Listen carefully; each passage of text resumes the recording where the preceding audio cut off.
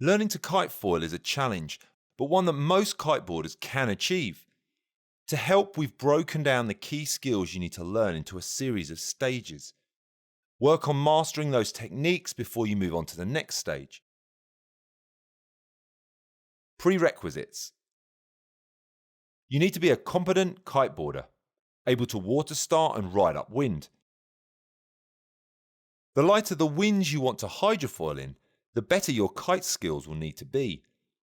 Because you'll be riding with your kite less powered up, it's inevitable you'll drop the kite from time to time when you crash. So you must be confident relaunching your kite and ready to self-rescue if the wind dies. Though not essential, experience riding a surfboard will help, as like a foil board, it requires more front foot pressure than your tail-heavy twin-tip stance. Surfboards are also great practice for carving the foot change and tacks. Off the foil. Rushing to get up on the foil will just frustrate you and possibly hurt you. Learn techniques off the foil, with the board on the water. Practice where your weight needs to be and where not, in this more stable and less risky position. This works for simply learning to get on the foil, but also the foot change, carving turns, riding toe side, or any time you feel out of control.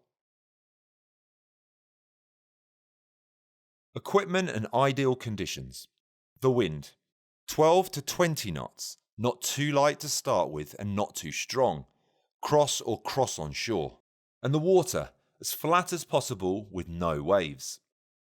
Your kite, generally 2 to 3 meters smaller than you'd ride on your twin tip. For the board, ideally just the front straps. And for the foil, a shorter mast if available for your first runs.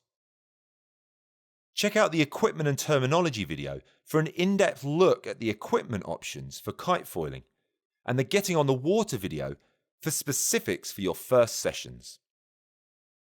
Also be aware that when you change equipment, moving to a longer mast or a different front wing, you may need to go back a stage and relearn some techniques as you adapt your body positions to the new equipment.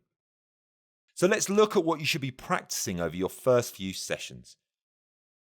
Each stage may require multiple hours or sessions to achieve those goals. Only move on once you feel you have control of the board and you've minimized your crashes. And each of these 5 stages have videos in the Progression Kitefoiling collection that will give you the understanding and instruction needed to learn these key techniques. The full Stages of Learning to Hydrofoil video is now available for free on the Progression website or app.